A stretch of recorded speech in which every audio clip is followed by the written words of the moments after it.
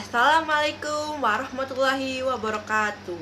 Perkenalkan, nama saya Rizky Tri Apriyani dengan NIM A1E123033.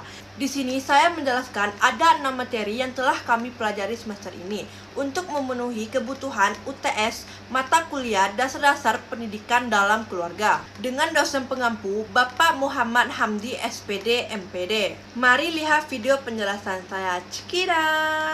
Materi yang pertama ada pengertian keluarga, tujuan keluarga, fungsi keluarga, tanggung jawab anggota keluarga, dan pola asuh keluarga. Yang pertama ada pengertian keluarga menurut para ahli. Yang pertama adalah tipun, lingkungan sosial yang terbentuk erat karena bertempat tinggal berinteraksi dalam pembentukan pola pikir, kebudayaan, serta sebagai mediasi hubungan anak dengan lingkungan. Yang kedua ada colomen dan ceraises, sekelompok orang yang menghubungkan oleh pernikahan, keturunan, atau adopsi yang hidup bersama dalam sebuah rumah tangga. Yang ketiga, ada departemen kesehatan. Keluarga adalah yang terkecil dari masyarakat yang terdiri atas kepala keluarga serta beberapa orang berkumpul dan tinggal di satu atap dalam keadaan saling bergantungan. Yang kedua ada tujuan keluarga. Yang pertama, unit dasar yang sangat berpengaruh terhadap perkembangan individu. Yang kedua, perantara dan harapan setiap anggota keluarga dalam kebutuhan. Ketiga, menstabilkan kebutuhan kasih sayang seksual dengan sosioekonomi. Keempat, pembentukan identitas dan perasaan harga diri individu. Yang kedua, fungsi keluarga. Ada 5 fungsi keluarga menurut WHO, yaitu yang pertama, fungsi biologis, yaitu upaya bereproduksi, pemeliharaan, dan membesarkan anak, memberi makan, mempertahankan, dan rekreasi. Yang kedua, fungsi ekonomi, menaruh kebutuhan sumber penghasilan, menentukan alokasi sumber yang diperlukan, menjaminkan keamanan finansial. Yang ketiga, fungsi psikologis, menyediakan lingkungan yang mampu meningkatkan perkembangan kepribadian yang alami, yang bertujuan melindungi psikologi secara optimal. Yang keempat, fungsi edukasi, mengajarkan pengetahuan sikap dan keterampilan. Kelima, fungsi sosikatur adalah melaksanakan transfer nilai yang berhubungan dengan perilaku bahasa dan tradisi atau adat. Yang terakhir ada pola asuh. Ada 3 macam pola asuh, yaitu yang pertama pola asuh otoriter. Kedua, pola asuh demokratis, ditandai adanya pengakuan terhadap orang tua, kemampuan anak diberi kesempatan untuk tidak selalu ketergantungan pada orang tua. Yang kedua, pola asuh permisif, ditandai dengan cara orang tua yang cenderung bebas. Anak dianggap sebagai orang dewasa atau muda. Ia diberi kelonggaran seluas-luasnya untuk melakukan apa saja dikehendakinya. Berikutnya ada tanpa syarat tanpa kecuali. Anak-anak belajar dari kehidupan atau hukum kerja otak. Yang pertama, jika anak dibesarkan dengan celaan, ia belajar memaki. Yang kedua, jika anak dibesarkan dengan permusuhan, ia belajar berkelahi. Ketiga, jika anak dibesarkan dengan ketakutan, ia belajar cemas. Keempat, jika anak dibesarkan dengan dikasihi, ia belajar mengasihi dirinya sendiri. Kelima, jika anak dibesarkan dengan ejaan, ia belajar rendah diri. Keenam, jika anak dibesarkan dengan kecemburuan, ia belajar iri hati. Ketujuh, jika anak dibesarkan dengan rasa malu, ia belajar merasa bersalah. Kedelapan, jika anak dibesarkan dengan dorongan semut, ia belajar percaya diri. Kesembilan, jika anak dibesarkan dengan toleransi, ia belajar sabar. Kesepuluh, jika anak dibesarkan dengan pujian, ia belajar menghargai. Kesebelas, jika anak dibesarkan dengan penerimaan, mereka belajar mencintai. 12. Jika anak dibesarkan dengan persetujuan, mereka belajar menyukai dirinya sendiri. 13. Jika anak dibesarkan dengan pengakuan, mereka belajar baiknya memiliki tujuan. 14. Jika anak dibesarkan dengan berbagi, mereka belajar murah hati. 15. Jika anak dibesarkan dengan kejujuran, anak belajar jujur. 16. Jika anak dibesarkan dengan sebaik-baiknya perlakuan, anak belajar adil. 17. Jika anak dibesarkan dengan kebajikan dan tegang rasa, anak belajar hormat. 18. Jika anak dibesarkan dengan rasa aman, anak belajar yakin pada diri sendiri dan orang lain. Yang terakhir adalah 19. Jika anak dibesarkan dengan keramahan, anak belajar bahwa dunia adalah tempat yang menyenangkan untuk ditinggali. Materi yang kedua ada kewajiban dan hak anggota keluarga dan komunikasi dalam keluarga. Yang pertama ada kewajiban dan hak suami. Kewajiban suami yang pertama pemimpin keluarga. Yang kedua mencari dan memberi nafkah. Ketiga bertanggung jawab akan ketenangan, keselamatan, dan kesejahteraan keluarga. Keempat mendidik anak dengan penuh rasa kasih sayang dan tanggung jawab. Kelima, menciptakan kedamaian atau ketenangan jiwa dalam keluarga. Keenam, memilih lingkungan yang baik bagi anggota keluarga. Ketujuh, menjadi suami yang baik untuk istri dan ayah yang baik untuk anak. Di sini ada hak suami. Yang pertama, ditaati dan dipatuhi oleh seluruh anggota keluarga. Kedua, dibantu dalam pengelolaan rumah tangga. Ketiga, diperlakukan dengan baik dan penuh cinta kasih dalam memenuhi kebutuhan fisik, biologis, maupun psikisnya. Keempat, cinta dan nama baik oleh seluruh anggota keluarga. Yang kedua ada kewajiban dan hak istri. Kewajiban ibu atau istri yang pertama, patuh dan taat pada suami sesuai norma agama dan susila. Kedua, memberi kasih sayang kepada seluruh anggota keluarga. Ketiga, mengatur dan mengurus rumah tangga. Keempat, merawat, mendidik, dan melatih anak-anak. Kelima, memelihara, menjaga kehormatan keluarga. Keenam, menjadi istri yang baik untuk suami dan ibu yang baik untuk anak.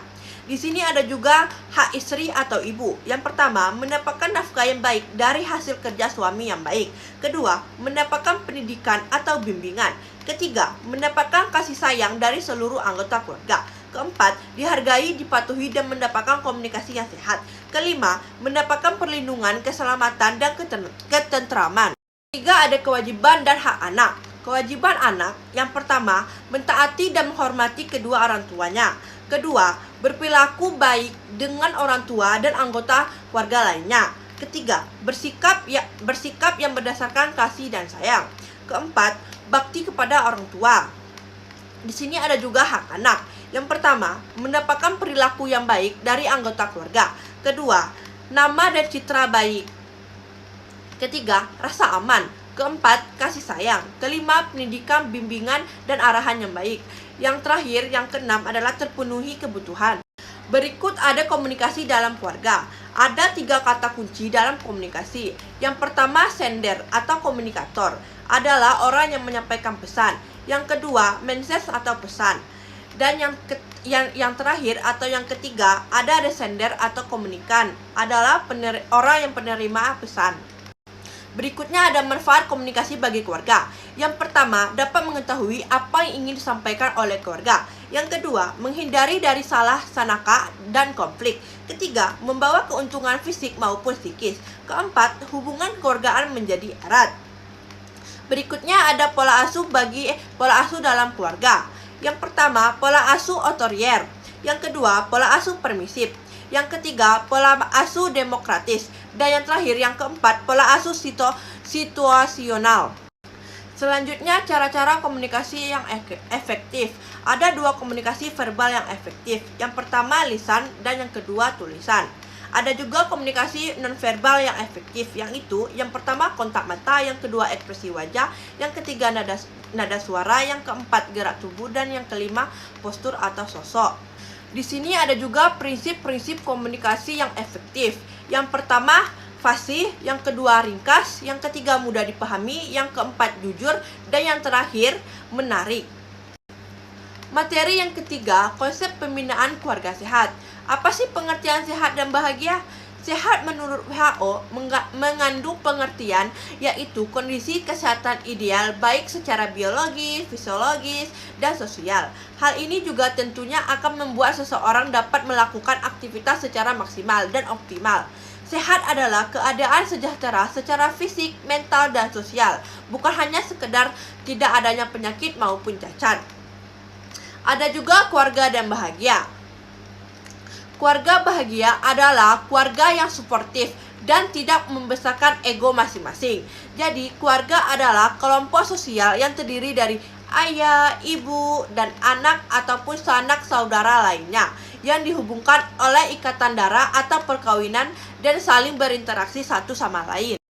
Adapun cara mewujudkan keluarga sehat dan bahagia. Yang pertama, makanan bergizi. Seseorang anggota keluarga yang sehat badan dan sehat jiwa adalah orang yang mengkonsumsi makanan bergizi. Yang kedua, lingkungan bersih.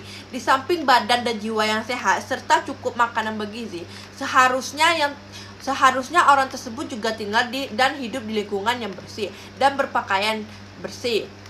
Selain yang di atas, ini ada juga cara mewujudkan keluarga sehat dan bahagia. Yang pertama, tetaplah komitmen jujur sejak menikah. Yang kedua, jangan menutupi sesuatu atau bersikap terbuka. Yang ketiga, buang jauh keinginan untuk berbohong. Keempat, berikan cinta dan kasih sayang secara tulus. Yang kelima, berikan pelayanan menyenangkan terbaik. Keenam, berikan kata-kata sopan dan lembut. Yang ketujuh, jangan pelit mengekspresi rasa sayang. Kedelapan, 4 pilar kebahagiaan keluarga. Kesembilan, biasakan berpikir positif. Kesepuluh, tumbuhkan rasa saling percaya. Materi yang keempat adalah jenis dan karakter keluarga dan anggota keluarga. Yang pertama, ada jenis-jenis keluarga. Keluarga adalah unit terkecil masyarakat.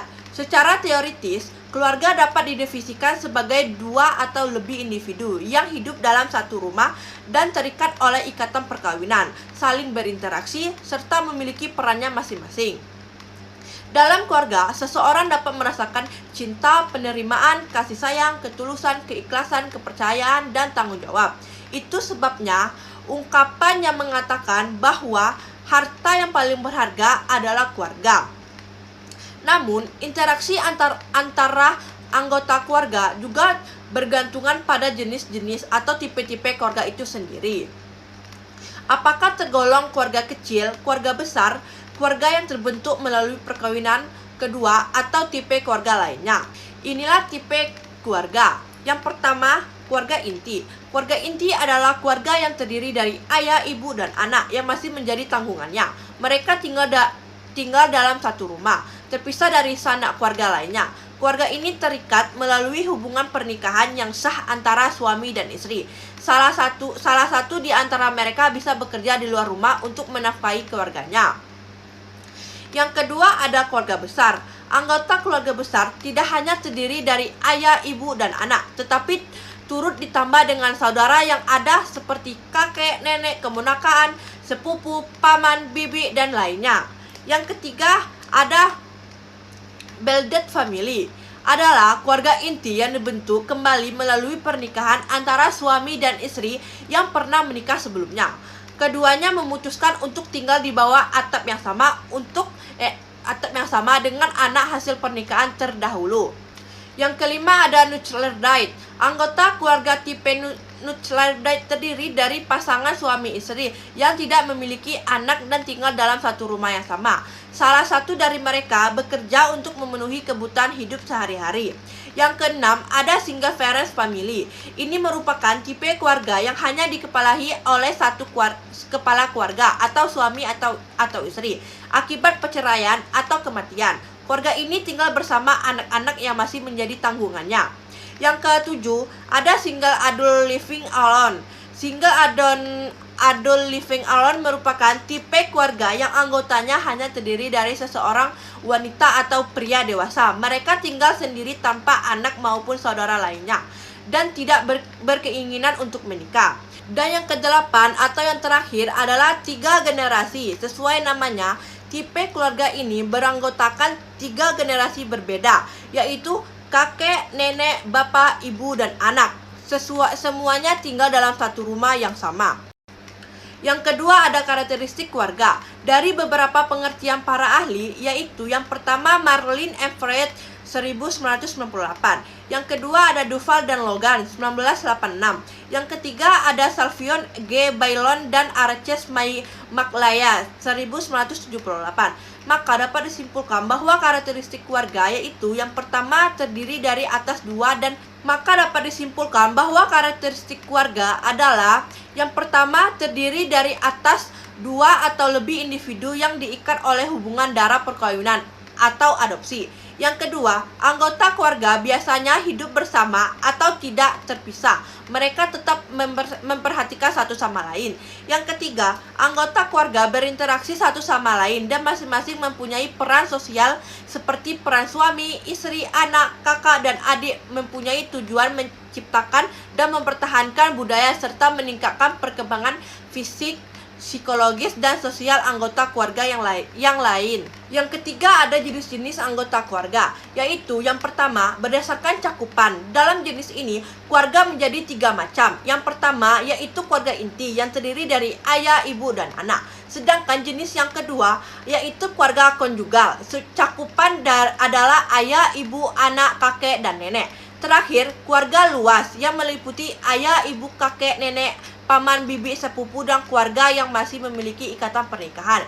Yang kedua, berdasarkan jenis perkawinan. Dalam jenis ini, keluarga dibedakan menjadi 3 jenis, yaitu monogami, poligami, dan poliandri. Monogami merupakan jenis perkawinan di mana suami memiliki 1 istri, sedangkan poligami yaitu ketika suami memiliki beberapa istri. Dan poliandri yaitu ketika istri memiliki beberapa suami. Meskipun poligami memiliki pro dan kontra, namun jenis perkawinan ini tetap diakui sebagai jenis keluarga. Sementara itu, poliandri jarang ditemukan di Indonesia. Yang ketiga, berdasarkan jenis anggota. Perlu disadari, kehidupan pernikahan tidak selalu ideal. Tidak semua pernikahan bertahan seumur hidup hingga ajal menjemput. Hal tersebut yang menyebabkan jenis keluarga dibedakan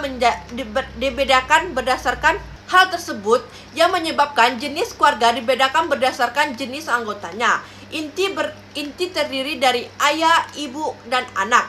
Besar terdiri dari ayah, ibu, anak, kakek, nenek, paman, bibi, sepupu, dan ponakan. Keempat, berantai terjadi ketika pernikahan seseorang duda dengan janda yang membawa anak dari pernikahan sebelumnya. Single family atau keluarga tunggal biasanya anggotanya sama seperti keluarga inti. Hanya saja ada elemen yang hilang, misalnya tidak ada suami atau tidak ada istri. Berkomposisi jenis ini merupakan hasil dari pernikahan poligami yang anggotanya hidup bersama-sama. Mereka biasa saja tinggal dalam satu rumah atau jarak rumah berdekatan. Keempat, karakteristik anggota keluarga.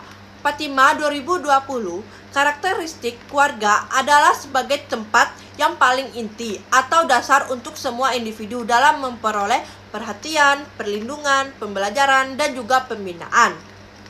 Nilai-nilai yang tercipta dalam hidup rukun dengan karakteristik keluarga adalah kebersamaan, persatuan dan kesatuan, kekuatan kelompok, toleransi tinggi di antara sesama, asa, asi, dan asu di keluarga dan sekolah. Kelima, ada dinamika hubungan antara anggota keluarga. Dinamika keluarga adalah interaksi atau hubungan individu dengan lingkungan sekitarnya, sehingga tersebut dapat diterima dan menyesuaikan diri baik dalam lingkungan keluarga maupun kelompok sosial yang sama. Konflik dapat berupa penyelisihan, adanya ketegangan, atau munculnya kesulitan lain di antara dua pihak atau lebih. 4 aspek dinamika keluarga. Yang pertama, tiap anggota keluarga memiliki perasaan dan ide tentang dirinya sendiri yang biasa dikenal dengan harga diri. Yang kedua, tiap anggota keluarga memiliki cara tertentu untuk menyampaikan pendapat pikiran mereka yang dikenal dengan komunikasi. Yang ketiga, tiap keluarga memiliki aturan permainan yang mengatur bagaimana mereka seharusnya merasa dan bertindak yang berkembang sebagai sistem nilai keluarga. Yang keempat dan yang terakhir, tiap keluarga memiliki cara dalam berhubungan dengan orang luar dan institusi di luar keluarga yang dikenal dengan jalur kemasyarakatan. Dan yang keenam atau yang terakhir, ada peran bimbingan dan konseling mendukung anggota keluarga. Bimbingan dan konseling keluarga adalah bantuan layanan yang diberikan konselor keluarga atau ayah, ibu, maupun sanak famili untuk tiap anggota keluarga agar nantinya mereka dapat tumbuh menjadi pribadi yang baik di dalam berkeluarga dan mampu mengatasi permasalahan-permasalahan hidup di dalam berkeluarga. Tujuan bimbingan dan konseling keluarga adalah agar tiap anggota mampu menjalankan tugas dan tanggung jawabnya dengan baik, menjalankan kewajiban peran dan fungsi sebagai anggota keluarga, terciptanya hubungan keluarga yang harmonis. Materi kelima, keluarga sebagai tempat pembentukan karakter. Ada 12 pembentukan karakter. Yang pertama, karakter internalisasi. Internalisasi sebagai proses penanaman nilai keadaan jiwa seseorang sehingga nilai tersebut tercermin pada sikap dan perilaku yang ditampakkan dalam kehidupan sehari-hari atau menyatu dengan pribadi. Di dalam keluarga, orang tua dapat memberikan contoh perilaku yang kelak akan ditiru oleh anak dengan melibatkan diri secara aktif dalam membentuk karakter internalisasi pada anak sejak dini. Yang kedua, ada karakter keteladanan. Keteladanan adalah mendidik anak dengan cara memberikan contoh yang baik agar dijadikan panutan, baik dalam berkata, bersikap, dan dalam hal yang mengandung kebaikan. Para orang tua dapat memberi contoh atau teladan bagaimana cara berbicara, bersikap, beribadah, dan sebagainya. Maka anak dapat melihat, menyaksikan, dan meyakini cara sebenarnya sehingga dapat melaksanakannya dengan lebih baik dan lebih mudah. Ketiga, karakter pembiasaan. Pembiasaan merupakan kegiatan yang dilakukan secara terus-menerus dalam kehidupan sehari-hari anak, sehingga menjadi kebiasaan yang baik. Orang tua mendidik perilaku anak di usia dini akan tercermin bagaimana anak memperlakukan orang tua di masa tuanya dan merespon masyarakat di saat mereka menjadi remaja sampai dewasa. Keempat, karakter bermain. Bermain adalah suatu kegiatan yang dilakukan dengan atau tanpa mempergunakan alat yang menghasilkan pengertian atau memberikan informasi, memberi kesenangan maupun mengembangkan imajinasi pada anak. Keluarga harus menampingi dan mengarahkan anak-anak pada saat bermain supaya anak merasa terlindungi serta nyaman. Kelima, karakter cerita. Cerita merupakan kata benda yang menunjukkan pada sesuatu yang diungkapkan dalam aktivitas bercerita. Pembiasaan bercerita dalam keluarga, baik bercerita langsung dengan cerita hasil karya sendiri ataupun bercerita menggunakan buku. Semuanya merupakan hal yang mendukung tumbuhnya literasi dalam keluarga. Keenam, karakter nasihat. Nasihat yang berpengaruh membuka jalannya ke dalam jiwa secara langsung melalui perasaan. Setiap manusia atau anak selalu membutuhkan nasihat, sebab dalam jiwa terdapat pembawaan yang biasanya tidak tetap. Kedua orang tua harus memahami bahwa memilih waktu yang tepat untuk memberikan pengarahan kepada anak-anak memberi pengaruh yang signifikan terhadap hasil nasihatnya. Yang ketujuh, ada karakter penghargaan. Penghargaan adalah sesuatu yang diberikan atau diterima sebagai imbalan untuk pelayanan. Contoh, seorang anak yang sudah mampu rajin sholat 5 waktu. Misalnya, kemudian orang tuanya memberikan ungkapan rasa senangnya dengan pujian atau membelikan hadiah 1 setel sarung. Tentunya tindakan ini akan membangkitkan semangat anak dalam terus menegakkan sholat 5 waktu. Yang kedelapan, ada karakter hukuman. Hukuman adalah memberikan penderitaan dengan sengaja kepada anak yang menjadi asuhan kita dengan maksud supaya penderitaan itu betul-betul dirasakannya untuk menuju ke arah perbaikan. Hukuman merupakan salah satu alat yang digunakan oleh orang tua untuk mengajarkan anak-anak tentang batasan, tanggung jawab, dan konsekuensi dari perilaku mereka.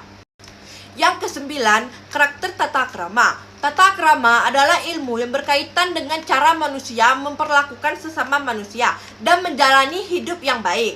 Orang tua sangatlah penting dalam pembentukan karakter anak, terutama dalam menerapkan sikap tata krama atau sopan santun anak. Namun, banyak orang tua yang melupakan hal tersebut sehingga banyak anak saat ini tidak memiliki tata krama atau sopan santun. Saat ini perilaku anak lebih cenderung kehilangan etika dan sopan santun terhadap kedua orang tuanya. Yang ke-10, ada karakter minus skolastik. Minus skolastik dalam konteks keluarga merujuk pada kurangnya perhatian, dukungan, atau komitmen terhadap pendidikan formal dan pembelajaran anak di lingkungan keluarga. Misal, melatih anak untuk membaca atau sebelum prasekolah dengan memberikan baca-bacaan bergambar warna-warni yang sederhana. Di samping itu, seni adalah kita ajarkan sejak dini pada anak untuk merangsang kepekaan rasa sehingga anak menjadi tidak egois. Yang ke-11, ada karakter mendengarkan. Mendengarkan merupakan proses aktif dalam memahami makna dari pesan yang disampaikan oleh orang lain. Mendengarkan bukan sekedar proses fisik mengambil suara, tetapi juga merupakan kemampuan untuk memahami, merespon, dan memberikan perhatian sepenuhnya terhadap apa yang dikomunikasikan oleh orang lain. Dan yang terakhir, ke-12, karakter empati. Empati diverifikasikan sebagai kemampuan untuk membayangkan dan untuk berbagi perasaan orang lain. Istilah ini sering digunakan dalam arti yang cukup luas. Kadang-kadang untuk menyebut sikap tertentu atau kesabaran, keterbukaan, atau perilaku atau mendengarkan. Dalam membangun empati pada remaja, keluarga memiliki peran penting dalam mengajarkan dan menumbuh kembangnya kepedulian anak terhadap orang lain. Baiklah, masuk ke materi terakhir atau materi ke-6, yaitu sikap keluarga menghadapi globalisasi. Apa sih sikap keluarga menghadapi globalisasi? Sikap keluarga dalam menghadapi globalisasi merujuk pada pandangan, nilai, dan perilaku yang diadopsi oleh sebuah keluarga dalam menghadapi dampak dan tantangan yang dibawa oleh globalisasi. Ini mencangkup sikap terhadap perubahan budaya, ekonomi, teknologi, dan sosial yang timbul akibat terhubungnya dunia secara luas melalui pandangannya, komunikasi, dan interaksi antar bangsa. Sikap keluarga dalam menghadapi globalisasi dapat bervariasi tergantung pada faktor-faktor seperti nilai tradisional, tingkat pendidikan, serta akses terhadap informasi dan teknologi. Beberapa keluarga mungkin mengadopsi sikap terbuka dan adaptif, sementara yang lain mungkin merasa terancam atau khawatir akan dampak negatifnya. Sikap keluarga menghadapi globalisasi dalam menyaring budaya asing dengan panduan nilai, norma, dan tradisi lokal. Yang pertama, ada panduan nilai keluarga. Mempertahankan dan mengajarkan nilai-nilai yang dipegang teguh sebagai landasan bagi pengambilan keputusan terkait dengan budaya asing. Misalnya nilai-nilai seperti kejujuran, kesetiaan, dan solidaritas keluarga. Yang kedua, ada norma-norma sosial keluarga. Mengandalkan norma-norma sosial yang ada dalam masyarakat lokal sebagai standar untuk menilai kecocokan budaya asing. Norma-norma ini mencakup etika, tata krama, dan aturan perilaku yang telah diterima dalam masyarakat tempat keluarga tinggal. Yang ketiga, ada tradisi lokal keluarga. Menjaga dan merayakan tradisi lokal sebagai bagian penting dari identitas budaya mereka. Tradisi-tradisi ini bisa berupa perayaan hari raya, festival, atau upacara adat yang diwariskan dari generasi ke generasi. Baiklah, berikutnya ada sikap keluarga menghadapi globalisasi dalam menyaring budaya asing dengan nilai kebangsaan dan Pancasila. Sikap keluarga dalam menghadapi globalisasi dalam konteks nilai kebangsaan dan Pancasila ada beberapa aspek yang mencangkupnya, yaitu yang pertama, pembentukan identitas kebangsaan. Yang kedua, pendidikan tentang Pancasila. Yang ketiga, penerapan nilai-nilai kebangsaan dalam kehidupan sehari-hari. Dan yang terakhir atau yang keempat, pengaruh positif terhadap komunitas. Berikutnya ada sikap keluarga menghadapi globalisasi dalam menyaring budaya asing dengan kemajuan teknologi dalam pembangunan. Sikap keluarga dalam menghadapi globalisasi dalam kemajuan teknologi dalam pembangunan mencerminkan respon mereka terhadap perubahan yang cepat dan kompleks dalam lingkungan yang semakin terhubung secara global. Yaitu yang pertama ada pendidikan dan kesadaran teknologi. Yang kedua ada pemanfaatan teknologi untuk pendidikan. Yang ketiga ada penggunaan teknologi dalam pengembangan usaha. Yang keempat ada kontrol pembangunan teknologi. Yang kelima ada kesadaran akan dampak sosial dan lingkungan. Yang keenam ada penggunaan teknologi untuk kesehatan dan kesejahteraan. Yang terakhir, ada sikap keluarga menghadapi globalisasi dalam menyaring budaya asing dengan pengembangan usaha mikro. Sikap keluarga dalam menghadapi globalisasi dengan pengembangan usaha mikro mencerminkan respon terhadap tantangan ekonomi yang muncul akibat perubahan global. Dalam konteks ini, keluarga dapat mengambil langkah-langkah berikut, yaitu yang pertama, kemandirian ekonomi. Yang kedua, penyesuaian terhadap perubahan. Yang ketiga, pendapatan tambahan. Yang keempat, peningkatan keterampilan. Yang kelima, pemberdayaan komunitas. Dan yang keenam atau yang terakhir, preservasi budaya lokal. Baiklah, itulah materi yang saya paparkan. Bila ada kesalahan, saya memohon maaf. Saya akhiri. Wassalamualaikum warahmatullahi wabarakatuh.